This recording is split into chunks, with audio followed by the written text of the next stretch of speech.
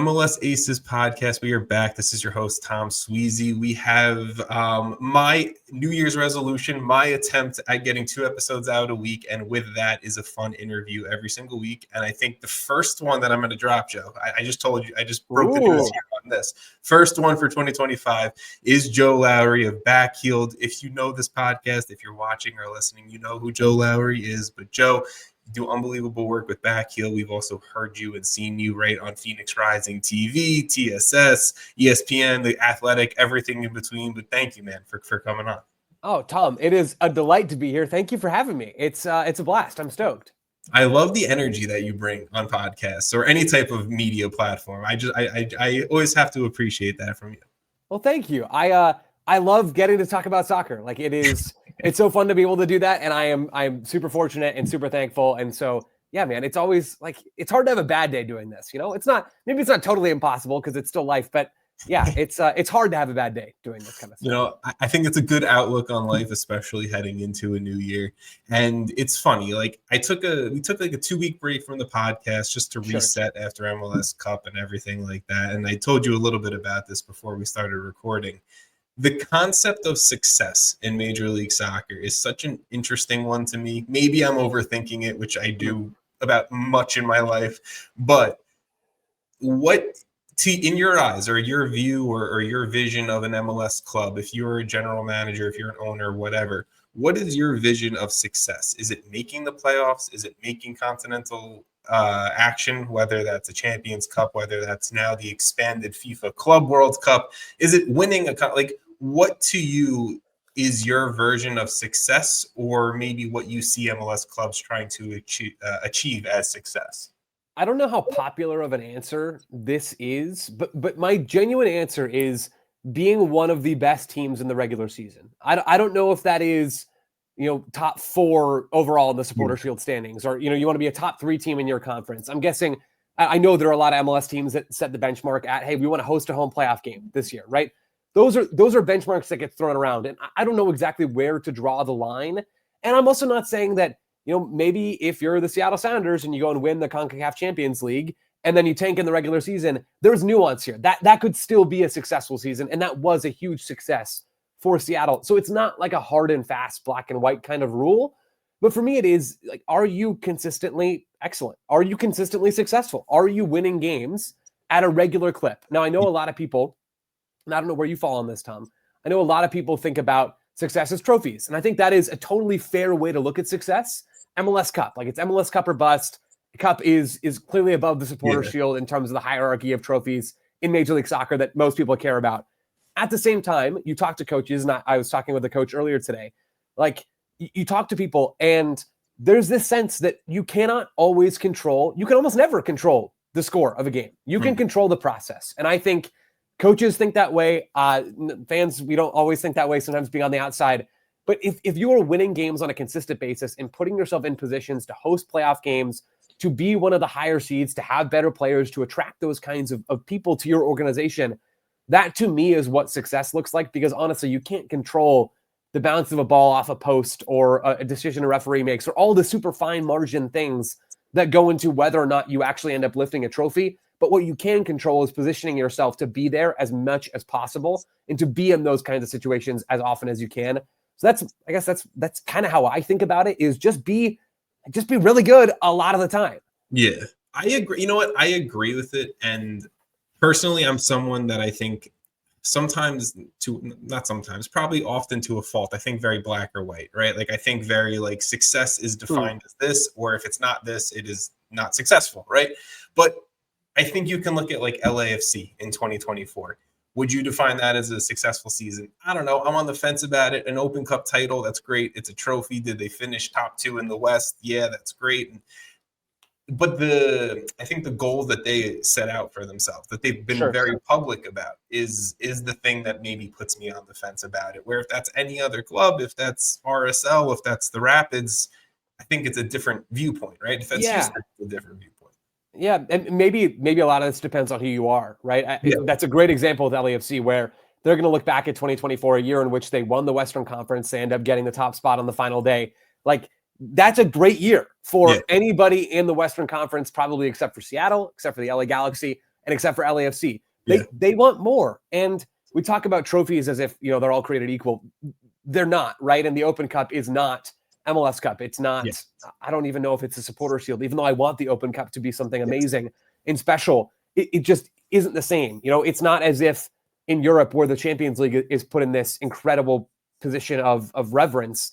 The CONCACAF Champions Cup probably isn't that relative. I mean, it's important. It's a trophy that MLS teams want to win, but it's just not the same. And so it does depend a little bit. And if you're LAFC, you're probably thinking, man, we left a little bit on the table in 2024. But the thing for LAFC is you want to be in a position where you are the model of consistent excellence, right? And I think that's honestly what they have done. Is you're not going to go out there and win every trophy every season. You're not going to have 2022 where they win the Shield and they win Cup every single season. That's not going to happen. But when all of us from the outside look at LAFC, and if they're honest with themselves from the inside, they are in a position every single season right now to win trophies. And so, maybe 24 is not a success, or they didn't reach their goals. But I think as a club, they're still basically ticking every box. I mean, that's fair. I'm also a New York sports fan, so I'm a little bit spiteful in, I think, my viewpoint of sports, but that's a whole other conversation. And interesting enough, to your second point that you made earlier in regards to like kind of controlling your process, controlling, I think, the way you want to run on the field, off the field, and kind of keeping that consistency. I've chatted a few times on this podcast with Ezra Hendrickson, and Ezra is very open about the lack of success that he found as manager of the Chicago Fire.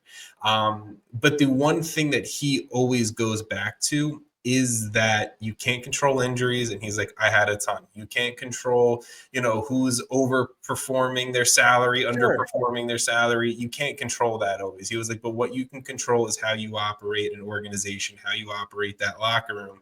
So to your point, I think that's a very valid argument for what is successful from like more of the on the field, I think, coach viewpoint, I guess. Yes. Yeah, very much so. And it's a reminder that as a sports watching society, we tend to put too much blame or credit onto the manager, right? When there are so many uncontrollables, right? The most important thing about how you win soccer games is if you have better players than the other team, right? Like if it's a team full of Joe Lowrys and a team full of Cucho Hernandez's, I can tell you who's going to win that game 11 times out of 10. And it's not as if the margins are that wide, right? But the other problem with Ezra Hendrickson in Chicago is that he just didn't have a very good team to work with. Forget the injuries and all the other things. He probably wouldn't say that. And maybe he did, maybe he didn't. I probably wouldn't say that if I was in his shoes. Yes, he did not. No. That's the reality, right? That's the reality of the situation. And so, just as that's like a crusade that I find myself fighting all the time, is just a reminder that, I think Wilfred Nancy is a really, really good coach. If Wilfred Nancy doesn't have Cucho Hernandez to bring him back into this conversation, like he's probably not thought of quite the same way, even though I still think his teams would be very, very good because he had success in Montreal, now having a ton of success in Columbus. But still, when you have that finishing touch on top of your roster, makes your life a lot easier. No, look, you can look at plenty of rosters around MLS over the years. The high-end DPs are the game winners, right? Totally. Not always, but most of the time they are the game winners. They're the players putting you in the CCC, the CONCACAF Champions Cup spots, and the MLS Cup spots and everything like that, right? And I think to transition the conversation to maybe one of those high-end players, and obviously the news broke not too long ago officially. I know Tom Bogert's been throwing this around for the last few days or weeks now. But Jesus Ferriera to the Seattle Sounders for Leo Chu, a boatload of GAM going over to Dallas. I mean, is this Seattle's attempt at pushing into that top tier club of Major League Soccer? I already think they're kind of there, but obviously I think teams view the Columbuses, the Miamis, LAFC. I'm hesitant to put the Galaxy in that, even though they just won MLS Cup. But do you think this is Seattle's attempt at let's navigate a very busy, jam-packed schedule of 2025 and let's get to the top of the league quality-wise? Or is this just we see an opportunity, we're going to go get it? I certainly think Seattle have been in that top tier of teams out west for a really long time now. I think this is, first of all, a phenomenal move from the Seattle Sounders. And I think this is them saying, hey, we have a need from this past season in 2024. Our defense was fantastic. Best defense in MLS based on non-penalty expected goals allowed, all that kind of stuff. Like they were locked down defensively throughout 24, but their attack was not elite, and they needed one more piece to go out there and make them feel better about themselves going into 25 to give themselves a better chance to have that success. And I think Jesus Ferriera absolutely checks that box. It is not a crazy flashy DP signing that I'm sure, I mean, if I was a Seattle Sounders fan, it's an exciting move. It makes me feel better, but it's also, we always want the unknown, right? We always want the next new thing. Jesus Ferriera is not a new thing, nor do I think he's necessarily going to be around in Seattle for forever. Yeah. But I mean, if you guarantee me that you can get me a designated player who can produce like Jesus Ferriera, granted his past season was a down year, even 2023 was a little bit of a down year for him, but we've seen his level. If you guarantee me that kind of production to add to my team and I'm Seattle, I feel really good, man. To me, this move absolutely put Seattle into if there was any doubt to begin with, put them into the tier 1 of teams in the Western Conference with the Galaxy and with LAFC. And you can make a real argument that Seattle are not the third of those 3 teams. I think that's 100% fair. I mean, right now with the way rosters look present day, I'd probably take the Sounders roster over the other 2, especially with the Ricky Pooch injury for the Galaxy as well, but it's you said the thing I was scared to say, Tom, is the reality. I still don't know where I fall on that, but the thought has definitely crossed my mind. So I'm with you. Keep going.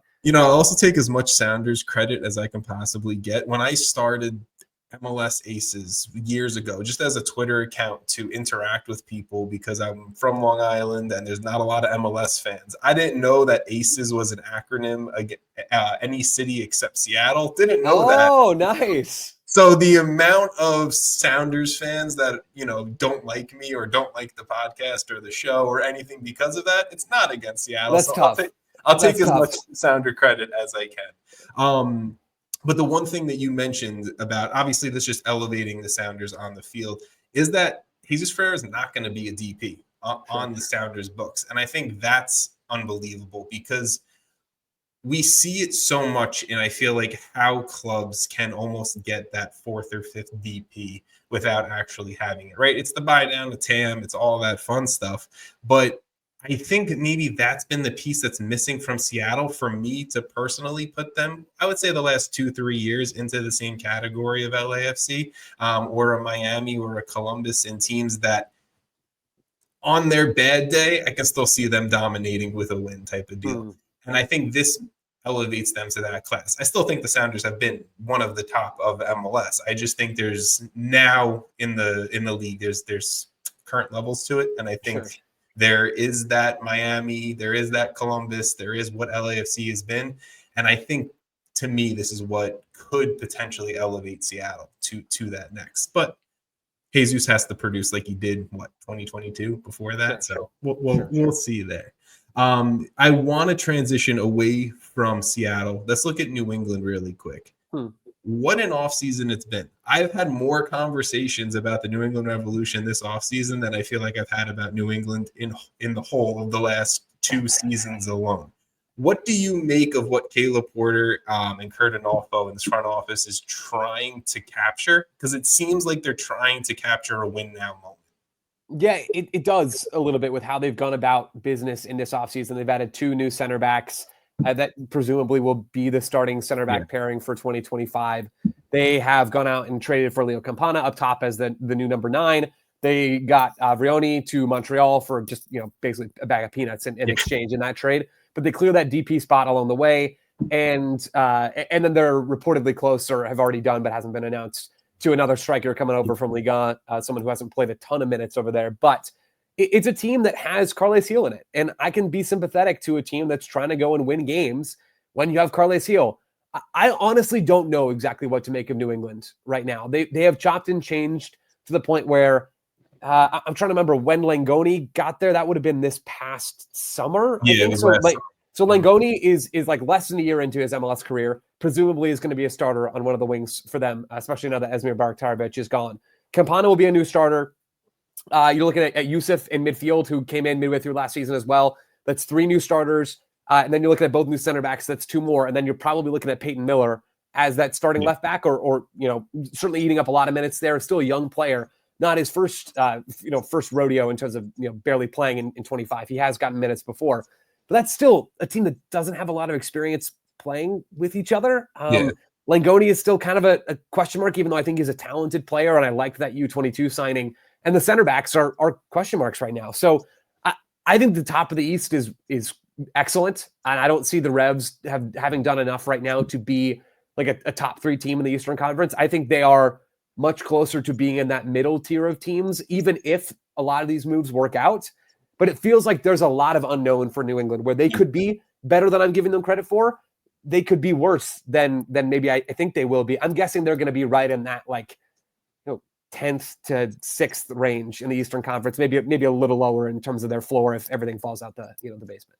I can agree with that, and I have my major concerns about New England. And this feels like if you gave Caleb Porter another transfer window or two to really kind of continue to shape out his roster, allow these guys to get more minutes action together, it could be a somewhat successful team in 2026. That's what it feels like to me.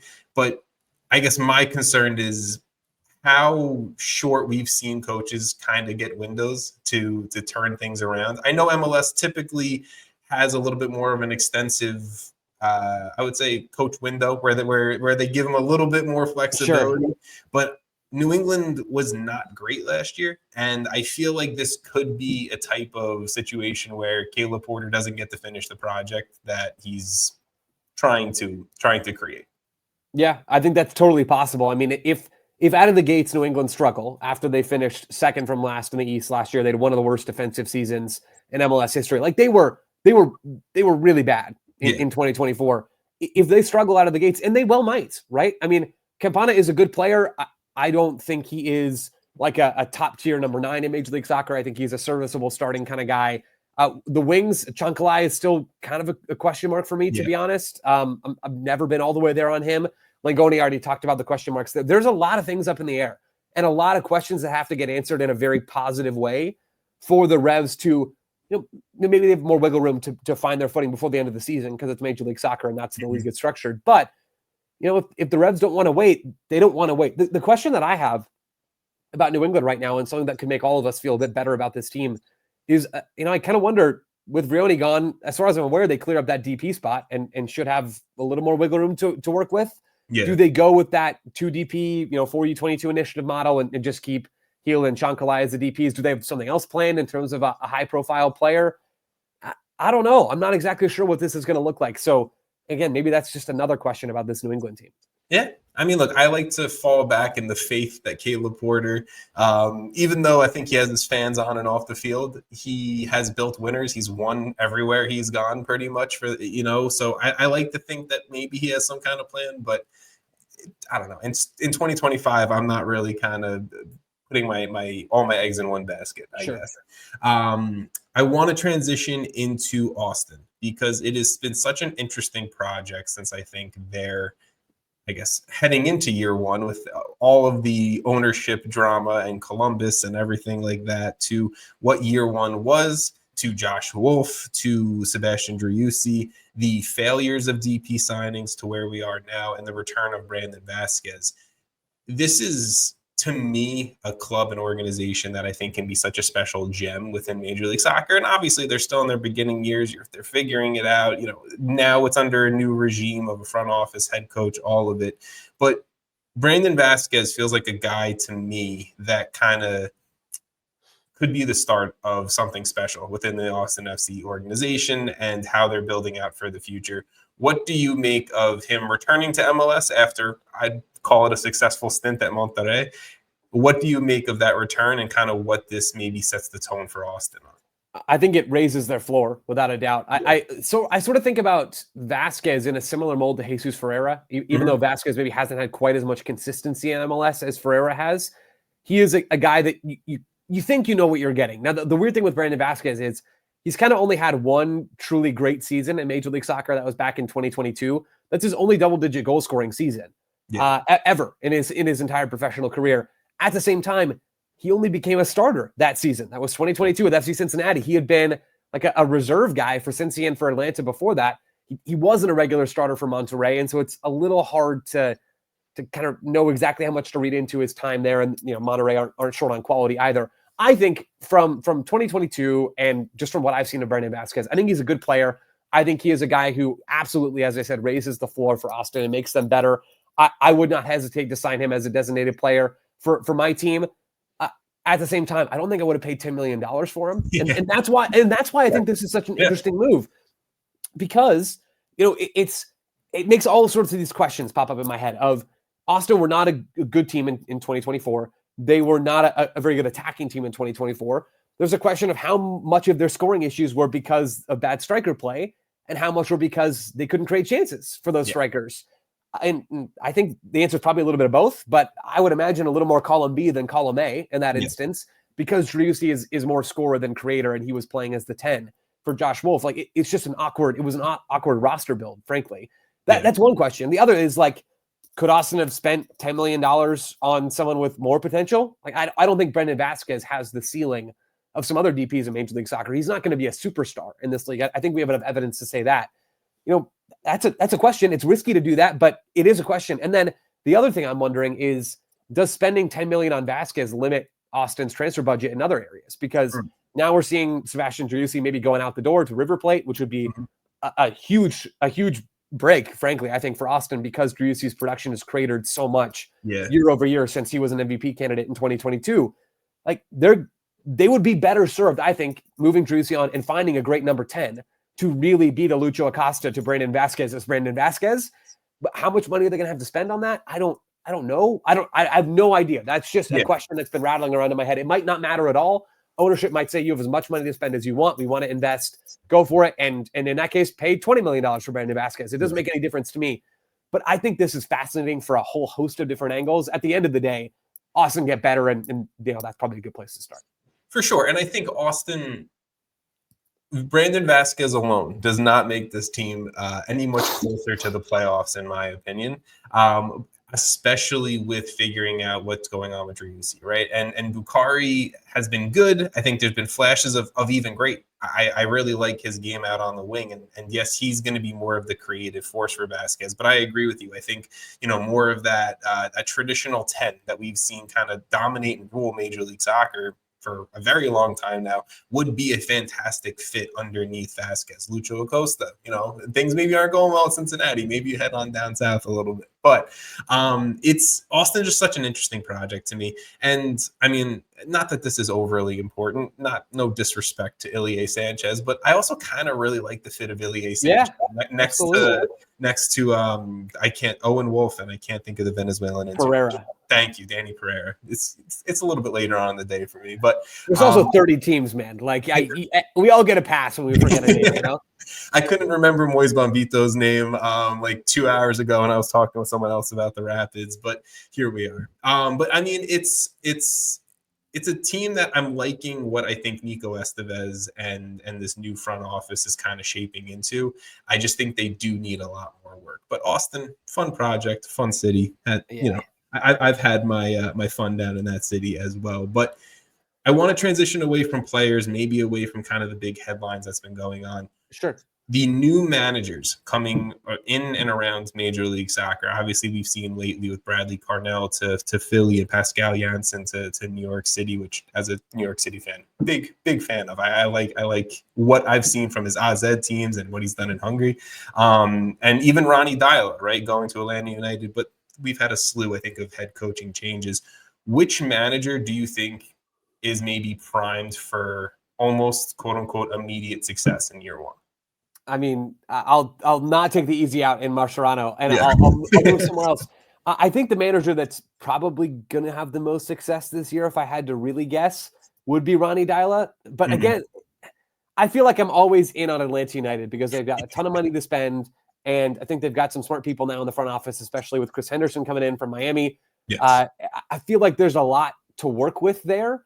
And we saw them end the season well last year. I don't know exactly how representative that is of where they're going to be. They still got a lot of work to do in this offseason, but I don't think there's so many pieces away from being a respectable to actually quite good team in the Eastern Conference. I like what's going on in Atlanta, although a DP signing or two obviously needs to happen. Yes. And the sooner it happens, the better everybody's going to feel about it. I mean, I'm running through the other names here. Eric Quill in Dallas, I think, is probably in for a long year. I think Bruce Arena and the Quakes, they will be a lot better this year than they were last year because it would be hard not to in so many ways. They won the Spoon. They were also brutal defensively. I would imagine they're going to add a sizably spendy DP before the season starts, or around that sort of time, sometime during this primary transfer window, and that's going to help raise their floor. The other couple that I think are especially interesting that we haven't hit on yet, actually, the Janssen one's interesting too, but now I'm just doing the thing of reading off names on a podcast. Greg Berhalter in Chicago, I think is fascinating. They've also got a ton of money to spend. They've got multiple DP spots open now that Gaston Jimenez is gone after that mutual contract termination. That's a fascinating one. And then Olaf Melberg in St. Louis. They've been quiet this winter because I think they did basically all their work in the summer, where they bring in Marcel Artel and Cedric Toyhurt. Honestly, I'm not still sure how I'm supposed to pronounce that last name, but we'll get there in 2025. I liked a lot of their moves in the summer. It was just too little too late for last year. Mm-hmm. But I think St. Louis could be a team that kind of climbs their way up the West in 2025. With how St. Louis finished 2024, I mean, like, to me, it's a no-brainer that this is a playoff team in 2025. And I mean, like, it's just like a 2 Bundesliga cast of all-stars running around Major League Soccer. That's all it is. But it's fun. I guess I'm talking still more about the 2024 team. We don't know how this team is really going to look under Olaf Melberg, but it was a lot of fun towards the end of last year. Yeah. And I don't know. There's always teams that just kind of have a little small place in my heart. And from day one, I don't know why St. Louis City has had that for me. So that's where things stand, I guess, for me. But I think the quality of manager that has come in, right? We can talk about Greg Berhalter. We can talk about Dyla down in Atlanta with the, reunion of Henderson and Garth Lagerwey, right? Like, we can talk so much about so many different places.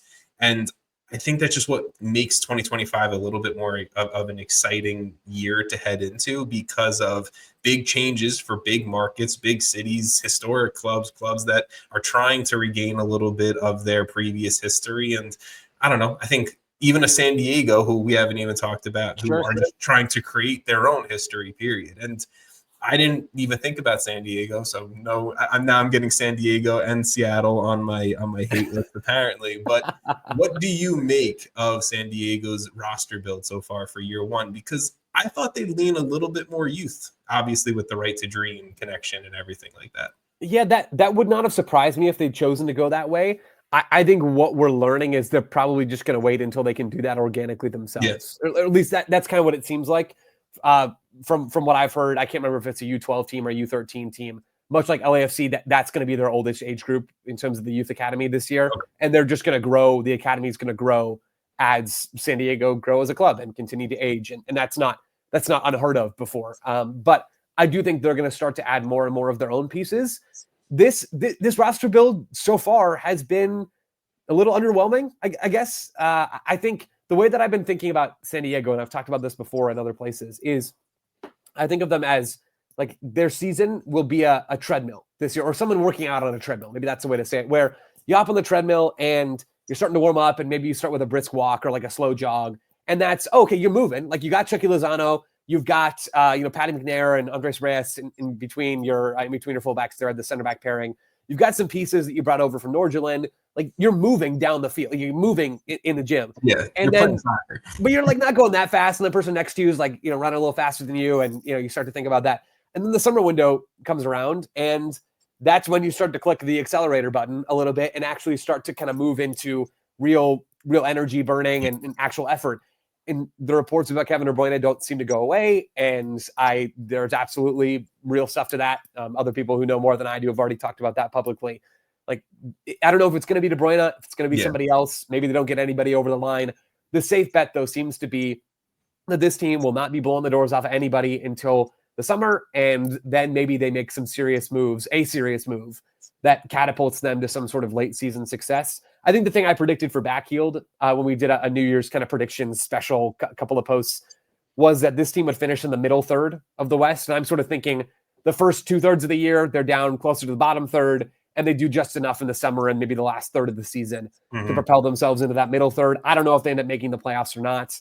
My gut says safe bets no, but we can worry about that another time.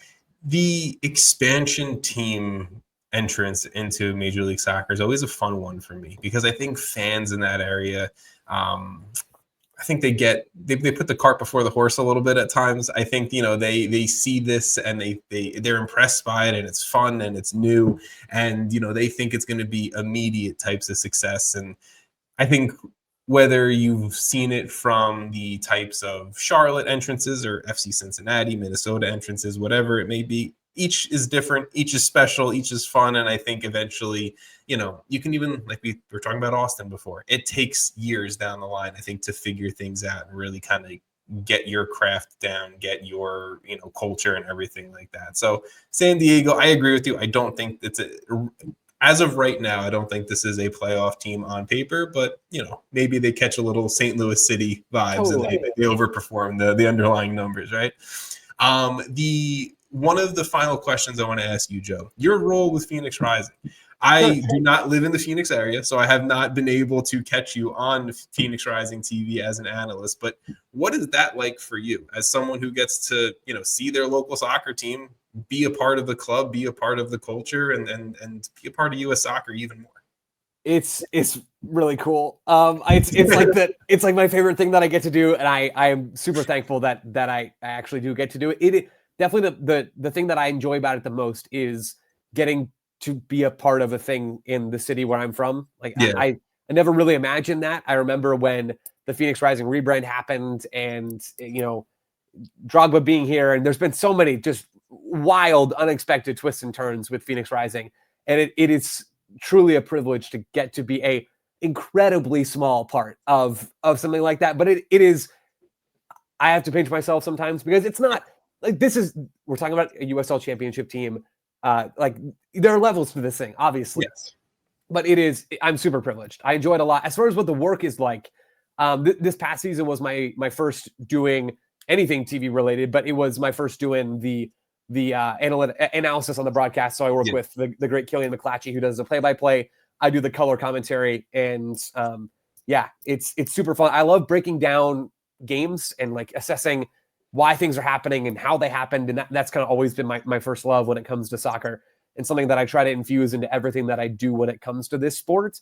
And so just getting to do that in a different form for a team that I care about is a lot of fun. So I'm excited. I'll be back again doing it this year, and I don't know, season's like 2 months away from starting, almost maybe on the dot. So it's coming quick, man. It's a little surreal that we're almost back to the season starting again, but I am super thankful. How much of your role is involved in, I don't know, maybe meeting with players, talking with coaches, kind of seeing like, what is going on a little bit, maybe behind the scenes that is leading to what's going on the field right now on your TV? Definitely some, not a lot, but certainly some. So usually we'll talk with both coaches, so coaches of home team and away team before the game. That's probably a couple of days before the game. Talking to players sometimes around training and being out at training, not every single session, but being out at training from time to time.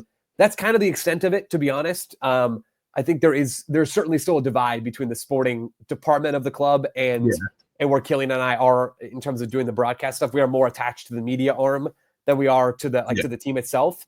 But there is overlap for sure, which I really enjoy because, one of the things I didn't play professional soccer. I don't have that background. So to do analyst work is not common for someone in my position. And I recognize that. And I know that there are things I don't know, right? There are things I don't know about being a pro soccer player. There are things I don't know about, what it's like to go through the rigors of that and to be in their shoes. And I'm not trying to ever pretend like I do, right? I'm going to approach things from a different way. And that's not going to work for everybody. And that's totally fine. I completely understand that. But I want to be conscious of that, and I want to always be trying to learn more in talking to people who are in those positions and can give that sort of perspective so that I can do a better job of relating what their experiences are to the audience, or even just knowing that so I can better contextualize what's going on. So that's a long, rambly way of saying, yes, sometimes we're interacting with players and coaches, and there is a regular cadence to that kind of stuff. But I think it is super valuable, even if it's not every single day, just because I know that there are things that I lack, and I want to try to do a good job. I think a valuable lesson in all of that, what you just said is, and maybe even the larger picture is like, I've had people say to me, and I am nowhere near anything successful in the U.S. soccer world. I have my podcast, I have my show, I throw my bad opinions out there, and I have my fun once a week, But people say like, how do you get involved in U.S. soccer? Like even if it's not on a coaching platform or whatever. it's kind of just see what local soccer is going on around you and see Totally. where you can get involved. I mean, I've put out cones and I've worked concession stands from my local high school team to my local college team that's playing D3 soccer. It's just what you do to kind of just be involved, make connections, talk with people, and try to just support a sport that you love and that you make part of your daily life or weekly life. So I think to whether it's a super local level to what you're doing at a professional level, right? I think that's how people can get involved, help grow the game, help support the game, and everything like that. Yeah, 100% agree. I could not recommend doing that stuff more strongly, if for no other reason that it's so much of the time it's fun. Like it's cool to get out there and see something you care about grow and to like be a part of that in whatever way, whether that's covering a team or maybe you get involved in coaching or maybe you have your kids playing. It's cool. Like it's cool to be a part of a community in that way, and I would certainly recommend that. Can I Tom really quick pivot us back to NYCFC for a second, because I want to take advantage of your expertise. I'm fascinated by this James Sands move over to St. Pauli. I'm curious for you. I don't know if anybody expected this, but I guess if you expected it or not, who do you think is going to eat up a lot of those minutes? Is it Ferriera? Is it Justin Hack? Is it mystery box, number 3 that isn't a part of the club yet and there's going to sign somebody to fill that spot? What do you think is going to happen there? First off, I did not expect it. I woke up the morning, it was like New Year's Day or whatever it was, and I saw the loan and I was like, oh, well, thanks, New York City. Way to start me off in the new year. I think it's probably, to me, makes the most sense of some combination of Andres Perea and Justin Hack. New York City is a club that notoriously, I think, keeps things very close to the chest. So you won't really know about things until they're happening for the most part. But I think Andres Perea makes a ton of sense. He played a bunch last year in more when Nick Cushing kind of shifted substitutes in and liked to sub in a much more defensive midfield rather than, maybe some more offensive pieces. And I can go down a whole New York City rabbit hole on that. But I think it makes the most sense of Keaton Parks and Andres Perea. I think they played well for the most part together. They had a bunch of time together as well. Justin Hack, to me, I liked him playing the left center back role towards the end of last year. I wasn't for it in the beginning. I had my concerns, and I didn't think he was a natural center back, and he's not obviously a natural center back, but he kind of fit in really well next to Thiago Martins. I wouldn't hate to see him in a left center back role, maybe move on from like a Burke Risa type guy who clearly I think kind of fell out of favor towards the end of last year, but new manager, and I guess we'll see how he sees fit and how he values guys. But I'd go Keaton Parks, Andres Perea. I think that makes the most sense. There's the most experience there, whether you're talking playing together in the league, everything like that. So that's where I'll leave that, I guess. I love it. Okay, that makes sense, and I'm really curious to see what happens there, because I just didn't have that one on the bingo card, and so I didn't know exactly what your perspective was. And I'll take it. Thank you. No, of course. I didn't. If Joe Lowery wants to ask me a question, I'll give him my very probably bad answer at it. But no, that was great. What actually?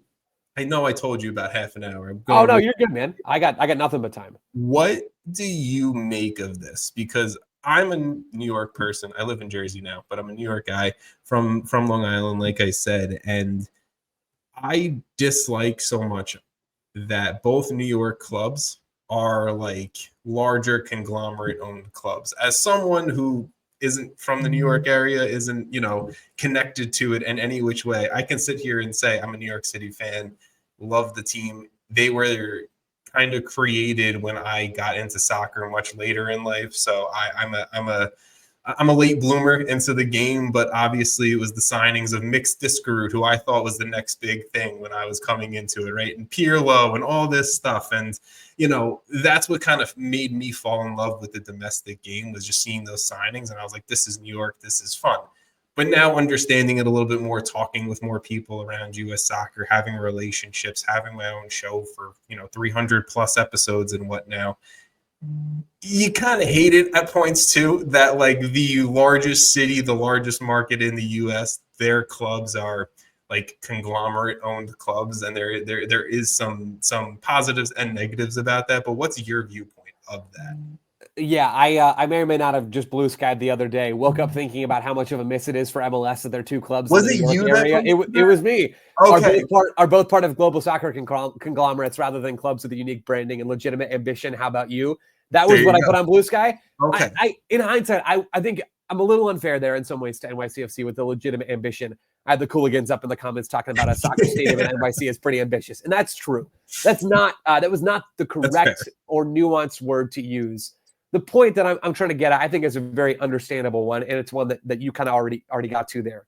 Of it just feels like a bit of a shame, frankly, that the two teams in New York or the New York area, in terms of the Red Bulls, are attached to other entities that don't view them as a priority. Right? That's the reality for both teams. Is NYCFC are a small fish in a big pond in the City Football Group pond, and Red Bull Global hasn't seemed to care about the Red Bulls. I mean, kind of ever in a lot of ways. But you know, I understand. Somebody I think responded with, "Well, the Red Bulls were just an MLS Cup." That, yeah, okay. They didn't finish anywhere near the top of the Eastern Conference. They weren't ever really even in MLS Cup, and they got there. Yeah, they upset a big seed along the way, and credit to them for that. But it's playoffs are just different, and you can capture lightning in a bottle and be successful in the playoffs. But the Red Bulls are just not a consistently excellent team anymore. They were for a little while, and they do a lot of things well. But it just feels like a bummer. Like, you know, these are the two youngest teams in Major League Soccer in terms of average age weighted by minutes played. The Red Bulls and NYCFC. We're talking about Pascal Janssen, which I also think is a great hire. Yeah. One of the things that gets mentioned in that press release is how good he is at developing young players. And for NYCFC's sake, in terms of their competitiveness, they kind of have to hope that's true, because that's what they spend money on, is they spend money on talented young players that they hope they can flip for some money, and they've had some success doing that before. It's just hard to win that way. If you don't have the right balance, if you're not going to go out there and make sure that every one of your teams that is, yes, driven in a lot of ways by young players, also has at least one Maxi Morales and at least one Tati Castellanos. If you're going to have those two guys, go get a bunch of 22-year-olds from South America and a great goalkeeper and a couple of older center backs, and you are good to go, my friend. Like that, I'm totally fine with that. Yeah. That's just it's not really what they do anymore, you know? 2021 was probably one of the more experienced teams that New York City had. And they were a great team. They were a really, really good team. Yeah, it's a ton of fun. That team, like the Alexander Kyans of the world and Maxime Chanot, totally. That's a great, fantastic team. Like arguably one of the better that we've seen in MLS in the recent, half decade or so or whatever. But I don't know. It's always just so disheartening, because I think you see what LA has, what LA does, what they've created with, their two major clubs, and even what San Diego's doing and everything like that. And you want to have that, the East Coast version of it, right? In the same equivalent of a city. And I don't know, it's always a little disheartening to me, but and just that, there's a couple of things here. I don't really know what to make of the Red Bulls, if they're ever going to really break out of this bucket or not, to be honest. And that's not the end of the world. It is what it is. And they do a lot of things well. I'm not trying to say that the academy stuff they've done hasn't been excellent, because it has been. I think there are lots of things to like about the Red Bulls. I like Sandro Schwartz as a coach. Yeah. I think they're in, not the worst spot. At the same time, you go out and spend your final DP spot on Eric Maxim Choupo-Moting, and it's like, I don't really know what to make of that anymore.